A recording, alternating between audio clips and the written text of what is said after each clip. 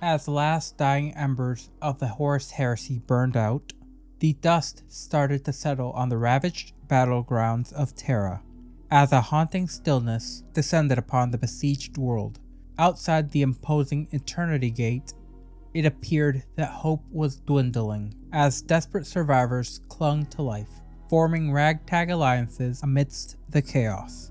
Titans, once symbols of indomitable power, now hung like grim crucifixes along the fortress walls, while the relentless onslaught of the World Eaters and the other Chaos Legions transformed armored behemoths into macabre monuments of destruction.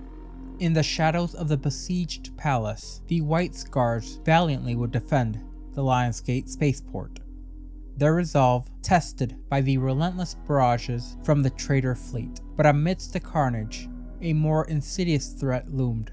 Terra itself had been inexorably drawn into a malevolent embrace by the warp. Time itself seemed to bend and twist, with clocks frozen in perpetual stagnation, trapping the embattled defenders in a nightmarish limbo that never seemed to end. The survivors would speak of years passing within the confines of a single day, their minds grappling with the unfathomable distortion of reality. But perhaps most unsettling was the shifting geometry of Terra itself. Landscapes would be warped out of place, the streets would now lead to nowhere, and the very fabric of existence unraveled before the eyes of the Imperial defenders. Loken, a stalwart defender of the Emperor, found himself displaced, transported vast distances within the labyrinthine corridors of the Imperial Palace. For the stalwart Imperial fists, masters of strategy and fortification, this phenomena struck a deep chord of fear, shattering their illusions of preparedness. Yet amidst the chaos, a glimmer of insight emerged from the brilliant Malcador the Sigillite. Far from a stroke of fortune for the forces of chaos, this temporal anomaly would in essence be a grave miscalculation, a misstep in their grand design. While the loyalists resigned themselves to the inevitability of defeat, trapped in the endless cycles of the day of their demise, chaos unwittingly granted them a fleeting reprieve, a respite before the final reckoning. Amidst the whispers of prophecy and legend, the true nature of the Emperor himself was laid bare. Once hailed as heroes and legendary conquerors without peer, such as Alexander the Great and St. George, the very embodiment of divinity, despite his protestations. Yet even amidst the chaos of war, the echoes of ancient conquest resounded, tales of toppled towers, and the betrayal that shattered the unity of an empire. The story of the Tower of Babel echoed once again, as it seemed that history repeated itself as a monument to mankind's hubris fell yet again. Memories of All Person, once a war master and a trusted ally who had become the instrument of fate, his blade striking at the heart of the Emperor's vision, flooded into the periphery of the not yet God Emperor's mind.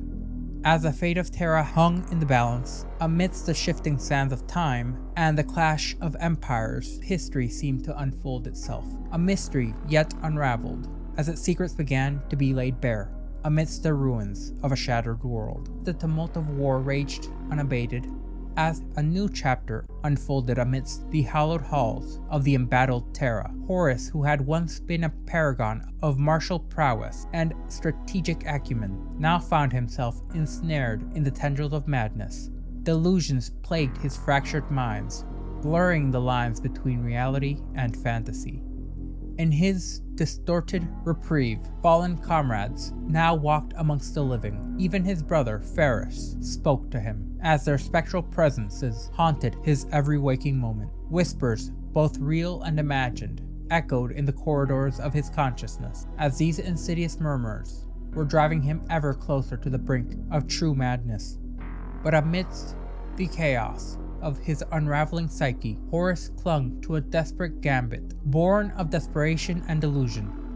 With Guilliman and the Lion closing in on Terra, his schemes to deliver a fatal blow to the Imperium's heart, his envisioning of the Emperor slain at his feet, a macabre offering to quell the resolve of all his would-be adversaries, seemed to be fleeting. For Horus, time was a merciless foe.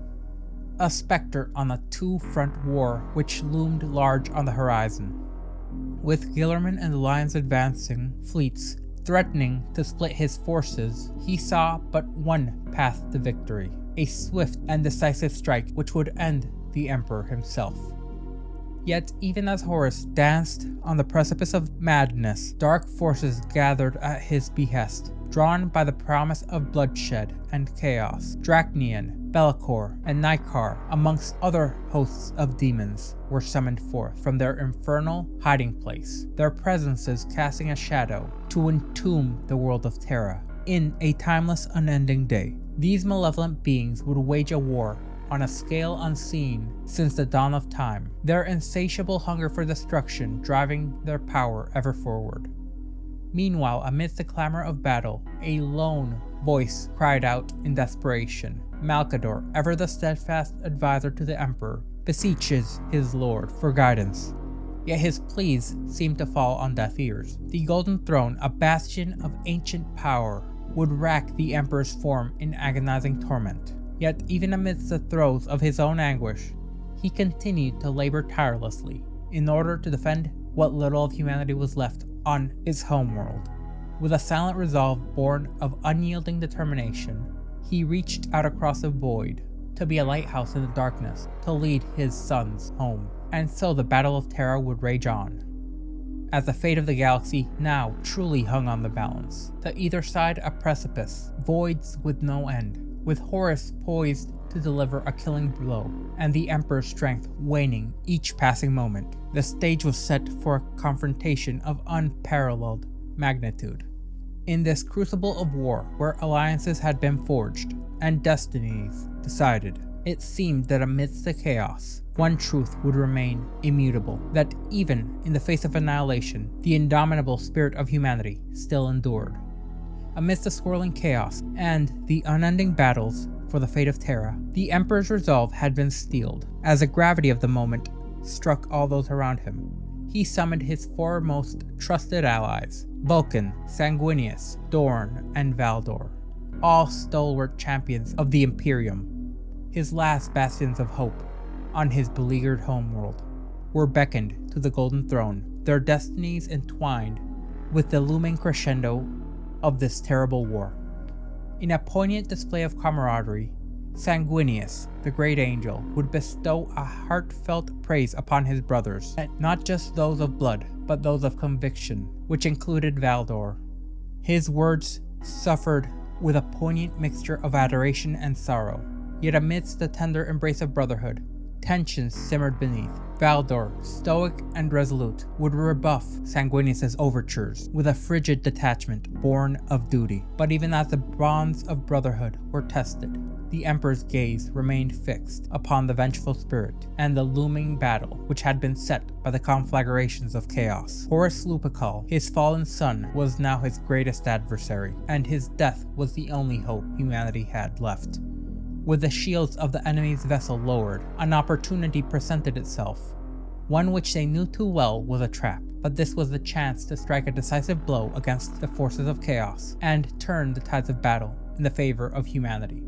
With unwavering resolve and a commitment born of desperation, the Emperor issued his commands, marshalling what little forces remained in this final room.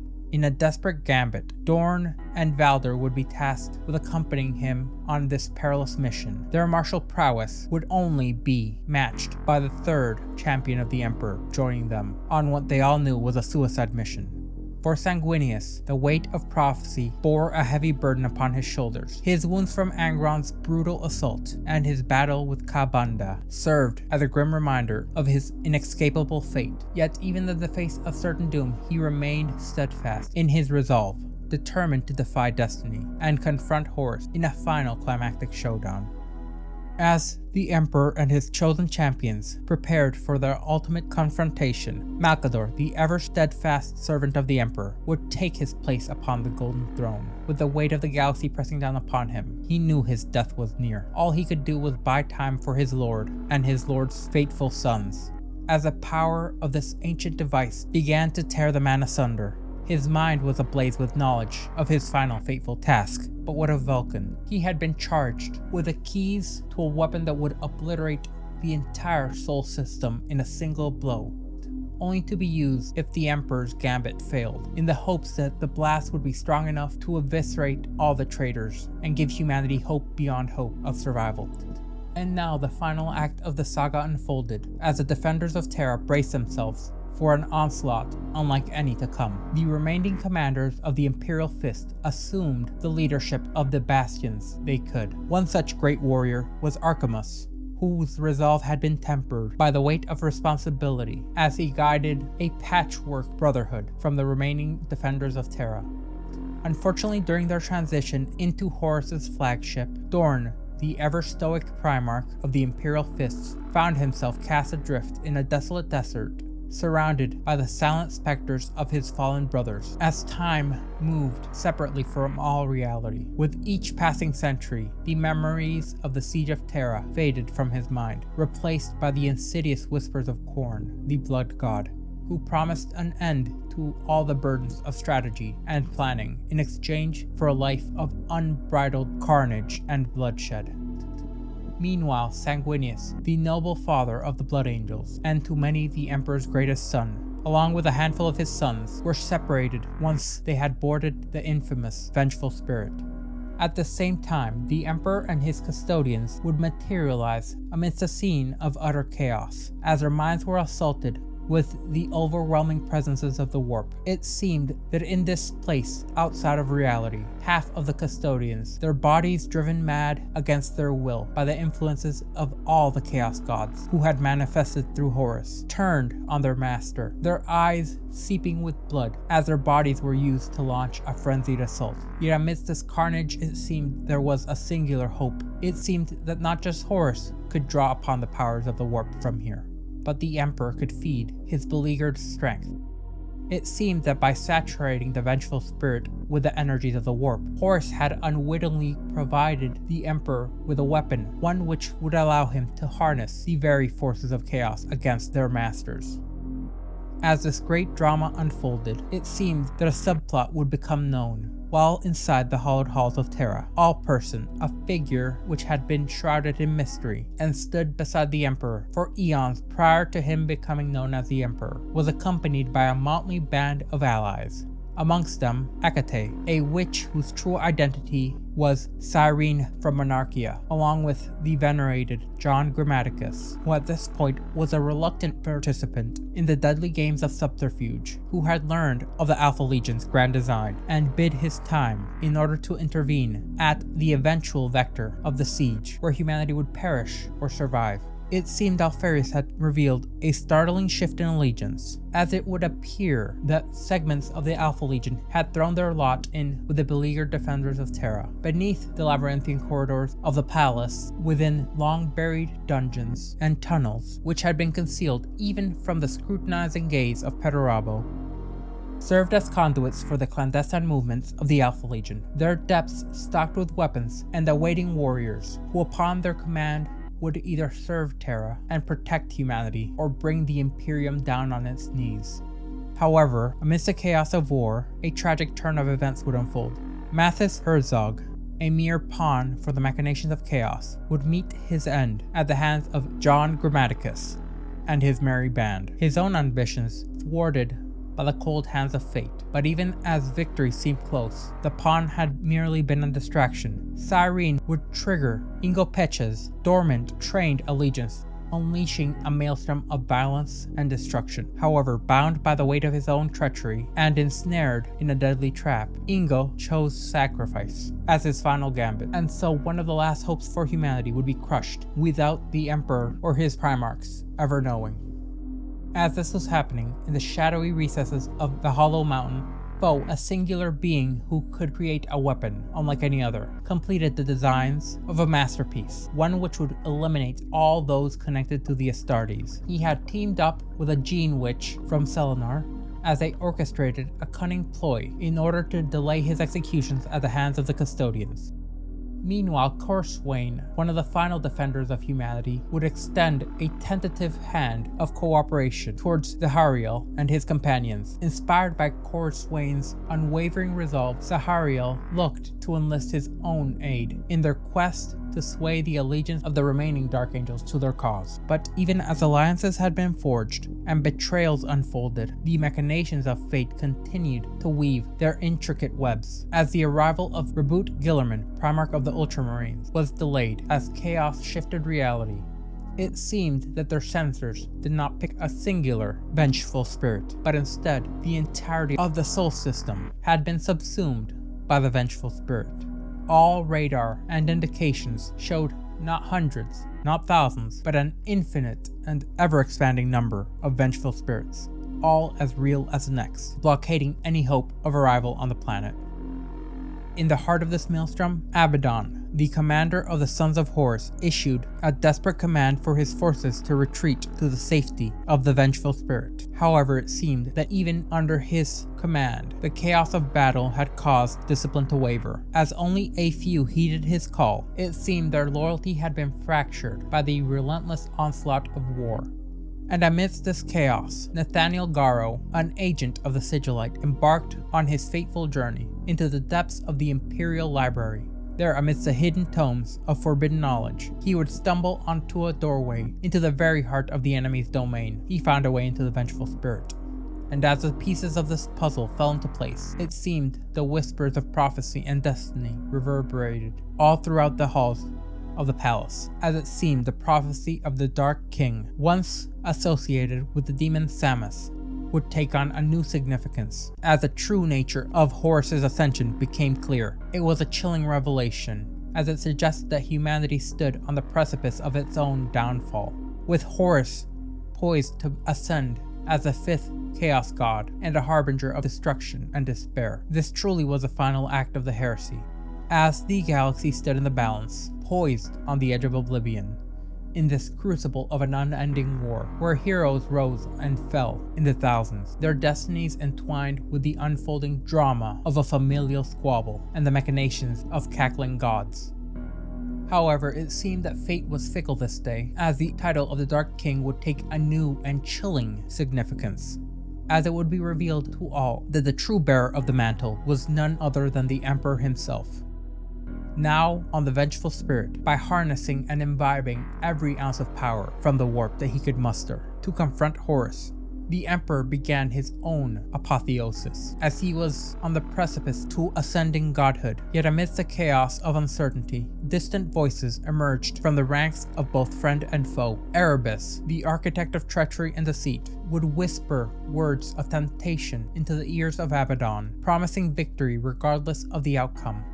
For Erebus, the ascension of the Emperor as a new god of ruin would herald a future where the Chaos Gods would reign supreme. The balance of power no longer split between four, as it was all but assured the fall of mankind would come. But in the face of such dire portraits, hope still stood. All-Person and Nathaniel Garrow, along with their allies, had embarked on a daring assault into the Vengeful Spirit in order to persuade the Emperor from relinquishing his newfound power, lest he paved the way for a creation of yet another malevolent deity, one who would consume humanity, much like She Who Thirsts had done to the Eldar. As the Emperor's sacrifice reverberated across the galaxy, as he not only surrendered the newfound power that he had garnered, one which set him above any mortal. Even demigods could not hope to stand against such power, but it was not just power that he gave away. In lieu of power, the Emperor sought to remove weakness, and so he would sever his humanity from his soul and cast it off into the warp. A child born of a star which never was. He would face Horus, not with the might of armies, but with the strength of resolve and the power of belief. Amidst this chaos, Valder and the Custodians engaged in a desperate struggle against the Sons of Horus, who had boarded the Vengeful Spirit, led by the formidable Abaddon. In a swirling melee, Valder caught a glimpse of Abaddon's marker tag, and he would descend upon him. But as his legendary spear pierced the astartes' flesh, visions of the future came. A future where humanity would be embroiled in an unending war, and the great threat of the despoiler would now stand as tantamount. As this was going on, Sanguinius, the noble primarch of the Blood Angels, confronted Horus in a breathtaking duel of epic proportions. Even with his injured, exhausted body, each soaring maneuver and lightning-fast strike would come faster than any other performed previously. Sanguinius had sought to exploit the chink in Horus's armor, goading his adversary with false bravado into making a fatal mistake. Yet as the battle progressed, and even in the fleeting moments where victory seemed assured for the angel, Horus would draw deeper and deeper into his dark powers granted to him by the 4 chaos gods, defying the laws of space and time to ensnare Sanguinius in a deadly embrace. Despite his valiant efforts, Sanguinius was grievously wounded, his body battered and broken by the merciless onslaught of his godly foe. In the heart-wrenching climax, Sanguinius' defiance was extinguished when, amidst the final cathedrals within the Vengeful Spirit, Horus struck the killing blow. The angel's once proud form had now been reduced to a lifeless husk. As his broken body lay discarded on the blood-stained floor of the Vengeful Spirit, the shadows themselves seemed to stir, heralding the arrival of unspeakable horrors who would claim their prize. It seemed Horus's plan to turn his brothers, Valdor and the Emperor, to his side had all but failed, and Sanguinius' now crucified body would be hung on the sepulchre of this unholy church. And so Horus became resolute, since he had already paid a price for victory. A price in sacrifice. The sacrifice of his most beloved brother, which would now be an eternal reminder of the futility of resistance, whether it be the resistance against fate or against the War Master himself, mattered not to Horus, as he prepared himself for his future confrontations. Far away from Terra, Perturabo, the Lord of Iron, found himself between conflicting impulses, his rational mind urging him to kneel before Horus, while his inner fury and petulance begged him to rebel against such submission. In the seclusion of his command ship, Perturabo grappled with the weight of the decision on his hands. His hands, once skilled in the craft of creation, now wielded his great intellect in fits of impotent rage, shattering the very symbols of his authority. Yet amidst the chaos of his emotions, a steely resolve began to take shape. He had become determined to confront Horus on his own terms and defy the chains of fate which bound him to his brother's service. For Perturabo, the path to victory lied not within the trappings of symbolism and the capricious whims of warp magics, but in the cold hard logic of war. With his and his legion's grim determination, he poured over the streams from Terra, analyzing every shred of intelligence for the tactical advantages he would need to usurp his brother. Yet beneath the stoic resolve, doubts would linger. Could he truly forge himself into the perfect weapon, one capable of striking down his former comrades in arms and his most powerful of brothers? Can he reconcile the cost of such power with the toll it would exact upon what little he had left? And as the Battle of Terra would now reach a fever pitch, Perturabo stood at a crossroads of destiny, his fate entwined with the fate of the galaxy itself. In this crucible of war, he had to confront not just his enemies on the battlefield, but the demons that dwelled within his own soul. For his opposition was not only from the loyalists, but from every traitor who still remained. In essence, the best outcome for Perturabo would be if the Emperor and Horus took each other out. Further still within the dark reaches of the galaxy, Lorgar, once a staunch supporter of Horus, had now retreated to the shadows as he plotted his own dark agenda. His betrayal now shrouded in obscurity. Sequestered far away from the front lines, Lorgar had begun to sow the seeds of chaos worship amongst unsuspecting inhabitants of a myriad of worlds. Some so disconnected from the rest of humanity that they had not even noticed the great interstellar civil war. Erebus, his loyal acolyte, would transmit news of the events unfolding on Terra, as the great Lorgar Aurelian would receive visions of an angel's death and a figure nailed to a crimson throne, unable to move for the foreseeable future. For Lorgar, this vision offered a glimmer of opportunity, a chance to strike at not just the heart of the Imperium, but at a now potentially faltering Horus, as he interpreted this as the War Master succeeding but being grievously injured and bound to his throne of power. With this information, he began to marshal his forces, preparing to unleash devastation upon not just the hopeless populations of Terra, but on his own traitorous kin. Yet amidst the flames of destruction, doubt still seemed to linger. Lorgar, never one to be truly counted amongst the most formidable of his brothers, had to consider, could he truly bend the tides of fate to his will, or would his ambition consume him, as all things had been consumed by chaos. As the wheels of destiny turned, the fate of Lorgar Aurelian hung in the balance. As the harrowing events on Terra unfolded, and the traitors lurched ever closer to vanquishing every last Space Marine upon Terra, a climactic shockwave reverberated through reality, sending tremors of dread and unimaginable rage across the ranks of every Blood Angel. In the midst of this chaos, each and every member of the Blood Angel's Legion was gripped with nightmarish visions, each more terrifying than the last, as they lost control of themselves, and in their wrath gained a portion of their father's legendary strength, but lost all control. Ralderon, one of the greatest heroes of the Blood Angels, felt the cold grip of claws tearing through his flesh. Furio witnessed the gruesome spectacle of Sanguinius being torn asunder by dark forces. Malix Hest felt the crushing weight of a maul raining down upon him relentlessly. Amidst this, Fafnir Ran witnessed the stalwart captain of the Blood Angels' sanguinary guard, the deadly Askelion, lose himself to unending fury, his fanged visage twisted in a picture of malevolence that not even the traitorous astartes surrounding them could match. This was the birth of the Black Rage.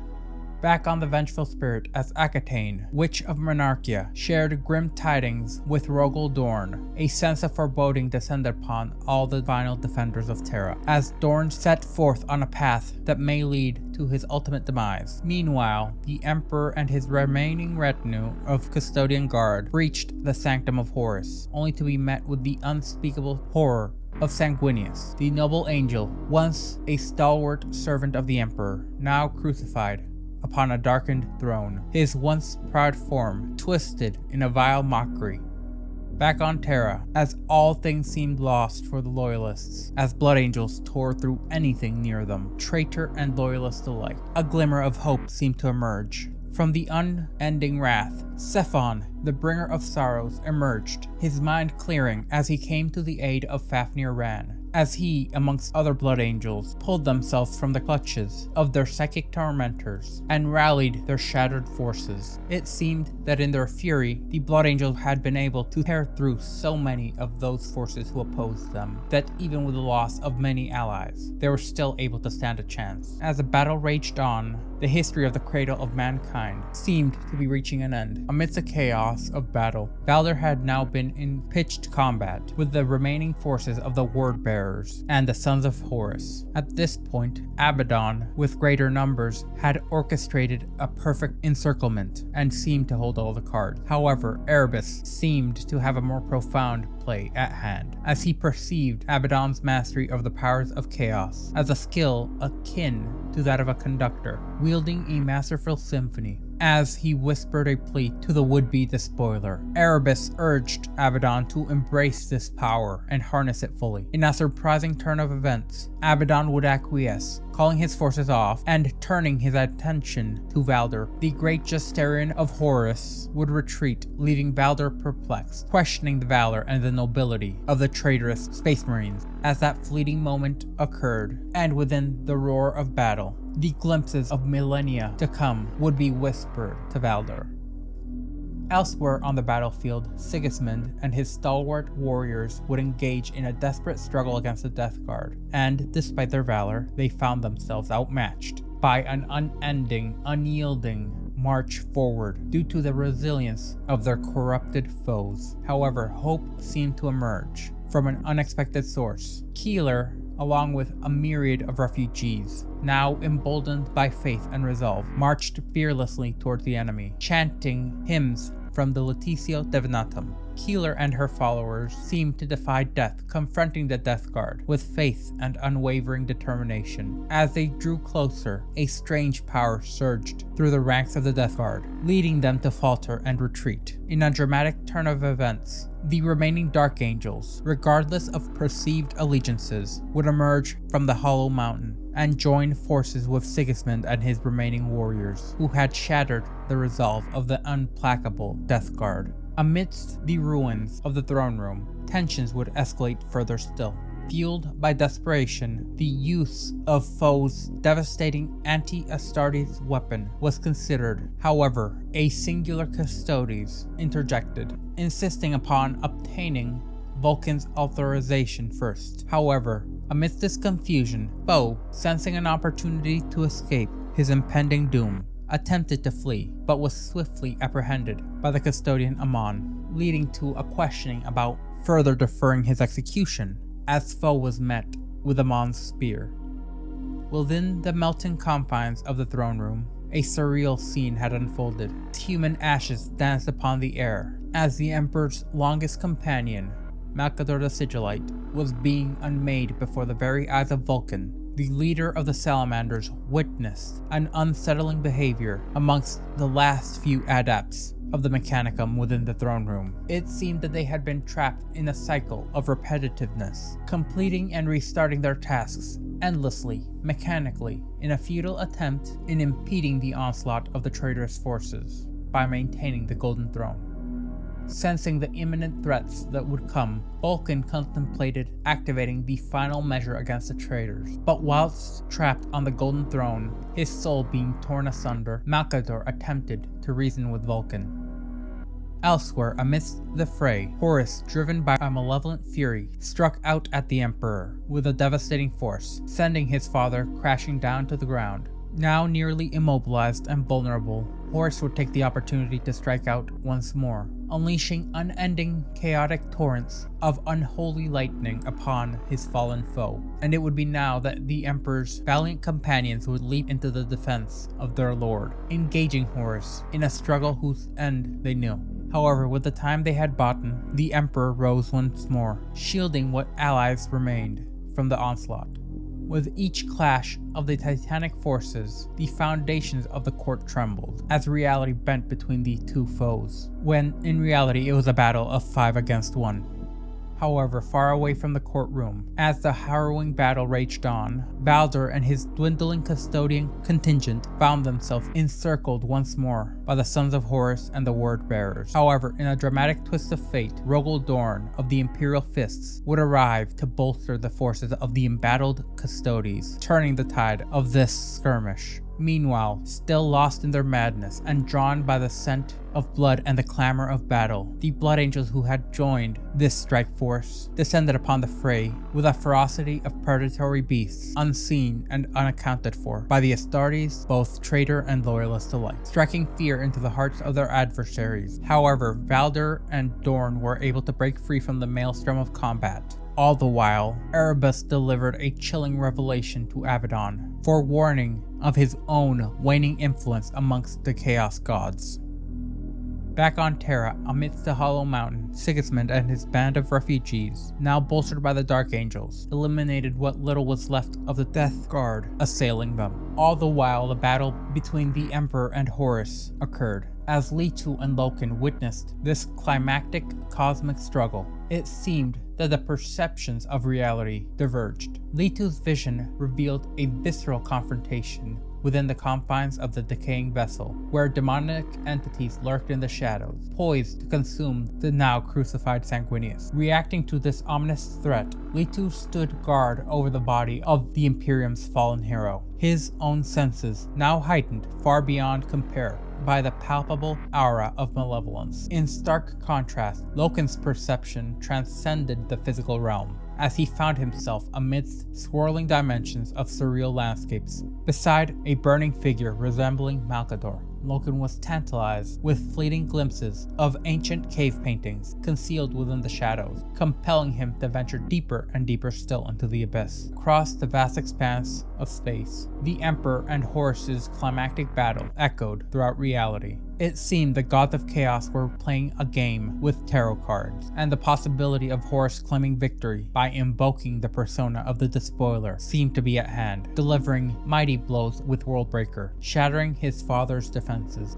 As this would go on, Dorn would bear the weight of his now wounded comrade, Valdor, whose physiology was no longer healing from the injuries at an acceptable rate, as they both knew they would not be able to make it to the throne room in time to aid the Emperor against his fallen son. It was now that the ever-stoic Dorn confided in Valdor of the tragic news of Sanguinius' demise, and in a poignant moment of vulnerability, Valdor revealed his admiration for the Great Angel, prompting a solemn exchange between the two warriors. And as Dorn contemplated the implications of Valdor's words, suspicions of the underlying meaning made themselves known to Dorn, as they fueled his resolve to confront and slay Horus, leading Valdor to tell Dorn to let him slay Horus, as killing a brother would make Dorn feel guilty. However, Dorn knew the truth behind Valdor's words. The custodian, in reality, wanted vengeance for the slaying of Sanguinius, a man who not too long ago had claimed him as a brother. As it turns out, Cyrene would embark on a mission to rally any remaining loyalists in order to lead the clandestine gathering and remnants of the Imperial army who had been sheltering in a prison. And as she gathered more and more of the remaining humans, her psychic calls across the warp had been amplified, as impassioned pleas echoed throughout the ether, urging humanity to stand against the traitorous forces and champion the preservation of the Emperor's life. Meanwhile, Loken found himself thrust into what appeared to be a temporal vortex, revealing the harrowing visage of his introduction into the esteemed ranks of the Mournival, as he was surrounded by his erstwhile comrades, such as Abaddon, Aximond, and Torgaradon. Loken would be haunted by visions of Horus perpetually slaying the Emperor across a myriad of dimensions, and as this cosmic scene would unfold, the custodies accompanying the Emperor were forced to bear witness to the surreal happenings amongst the confines of the Vengeful Spirit. All the while they were bound by unseen forces, as some of the greatest warriors humanity had ever known were relegated to the role of passive observers, witnessing the relentless titanic clash between Horus and the Emperor, perpetually beyond their grasp. However, amidst this chaotic struggle, a fervent proclamation pierced the cosmic ether: the Emperor must live. This roused the custodies to an unprecedented fervor, one not consistent with their biology. Sensing an unnatural surge of energy emanating from the Emperor's hand, Horus would realize the truth. The Emperor was not wielding his own power, but siphoning it from his adversary, thereby turning the tide of this cosmic conflict. With a resounding blast, the Emperor would retaliate, repelling Horus and reshaping the course of destiny. As this monumental clash between the Emperor and Horus unfurled, a profound transformation occurred within the Emperor's very essence. Rising from the fray, he emerged remade, his countenance adorned with an aura of a newfound ferocity. His armor, once austere, now gleamed with the angular intensity which invoked a sense of martial prowess never before donned by the Emperor. Seizing the mighty Worldbreaker from Horus's grasp, the Emperor unleashed a relentless barrage upon his adversary. Yet Horus was resilient in his warp-spawned malevolence, as he regenerated and counterattacked. With a swift and savage strike, Horus pierced the Emperor's throat with his talon, causing the Emperor to falter once more. Horus, exuding a veneer of triumph and disdain, began his attempt to nail the Emperor upon the throne, with an ominous five-pointed star symbolizing the fate of all despots within his new kingdom. Amidst the clamor of his fervent acolytes, Horus stood poised to revel in his perceived victory. However, a lone custodian, resolute in his defiance, empowered by a force beyond comprehension, confronted Horus, denouncing the despot's hubris with unwavering resolve. In a chilling revelation, the custodian channeled the Emperor's voice, exposing the precarious machinations of the Chaos Pantheon. Enraged by this audacious display of defiance, Horus unleashed a devastating blast which obliterated the brave custodian and his steadfast resistance. Meanwhile, amidst this chaos, Pt.2, driven and empowered by an unseen force, endeavored to dismantle the throne's accursed nails. Despite Horus's lethal reprisals, Pt.2 persisted, completely unyielding even in the face of his own nigh inevitable annihilation. In the climactic confrontation, the Emperor seized this very opportunity to assail Horus from behind, engaging in a frantic melee with the remnants of the Custodian's shattered weapon. Determined to assert his dominance, Horus envisioned a fate beyond death for the Emperor, vowing to bend him to his will. Yet in a stunning reversal, the Emperor shattered these hopes as he bore down on Horus's head. As this battle occurred, Vulcan, still stalwart, found solace in the pleas of Cyrene. Heeding her call, Vulcan postponed the activation of his penultimate weapon, recognizing the stirring hope amidst the chaos of war. At this time, Allperson and John Grammaticus would emerge from the swirling depths of the warp as they found themselves at the feet of Horus, once a beloved Primarch to them, now had become an inhuman being consumed by treachery. Momentarily taken aback, Horus gazed upon them with a mixture of confusion, pity, and disgust. In a desperate gambit, John Grammaticus uttered one of the few yet extremely potent incantations of Annuncio, unleashing a force that sent Horus reeling. Seizing this opportunity, the two flee as they sprinted towards the Emperor, their voices echoing with urgency. All was driven by a resurgent, unwavering loyalty, as he thrust a dagger into the Emperor's hand, beseeching him to rise once more. With a fervent plea, one of the Emperor's oldest companions, one who had abandoned him previously, pledged his allegiance, vowing to uphold the Emperor's vision and serve as his unwavering guardian. Yet all he would receive would be silence. It would be then that Allperson's desperation would mount, as his pleas remained unanswered. In desperation, he would turn to confront Horus himself, unleashing a barrage of lasgun fire in a desperate bid to protect his oldest friend and his now liege. However, his valiant stand proved fruitless as Horus's talon struck, rendering all naught but crimson mist. Back on Terra, where the rallying cry of "the Emperor must live" would reverberate through the ranks of Sigismund and his beleaguered refugees, infusing them with renewed determination in the face of impending doom, as they had finished all but the last of the Death Guard who had assailed them. It would seem that at this point, the defenders of Terra and their valiant sacrifices would bear fruit, as the astronomicon would be reignited, casting a brilliant light across the desolate expanse of Terra. As the celestial beacon pierced the endless night, hope would be rekindled within the defenders, as they were consumed by the luminous glow of humanity's beacon. The approaching fleets of the Phalanx, and those heralded by the Primarchs Guillermin and the Lion, were now at play. Their amassed forces would turn the tide of battle on Terra. Yet Horus, still consumed by his delusions of grandeur, remained steadfast in his convictions. In his eyes, the light that now illuminated Terra would serve to unveil the grim truth of his father's demise, and set the stage for the confrontation with the Primarchs who refused to bend the knee to his tyranny. Returning to the throne room, Loken would confront Horus as Loken exposes the sinister and insidious mind-altering grasp of chaos. He would urge Horus recognize their manipulations and how he had become merely a pawn in their cosmic games. Now, wrestling with his inner turmoil, he casted Loken aside and went to deliver a fatal blow to his father, not as a weapon of chaos, but as Horus Lupercal, the War Master. However, his hopes would be dashed, as the Emperor he was about to assail disintegrated before his eyes, revealing the truth, one which he could not have imagined. He had been fooled, and the Emperor had now channeled the power of the astronomicon and unleashed its luminous energy upon Horus. Overwhelmed by the intensity of the attack, Horus collapses, his spirit all but shattered by the magnitude of the Emperor's renewed might. Yet, even in defeat, a glimmer of hope remained, as the Emperor would offer cryptic assurances promising redemption even amidst this chaotic, climactic battle. Horus, burdened by the weight of his own destiny, issued a haunting plea for the Emperor to end his existence, rather than to allow him to succumb to the machinations of chaos once more, as the gods poured their power back into their now weakened pawn, corrupting him back into the being he once was.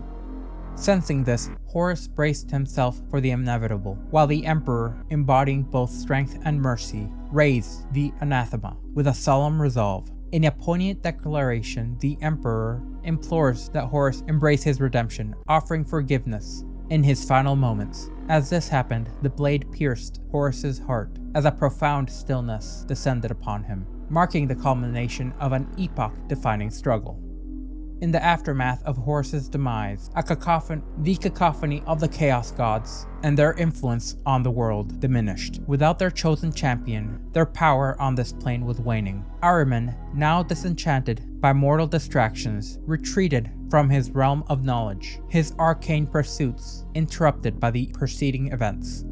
As the warp retreated from Terra, the veil of darkness lifted, granting respite to the beleaguered defenders. Yet amidst this chaos, a sense of a hollow victory prevailed, as the survivors grappled with the aftermath of the climactic conflict. Amongst them, a lone White Scar wrestled with the existential despair, grappling with a now ever-present absence of purpose, seeing that the specter of impending, inevitable doom had all but faded.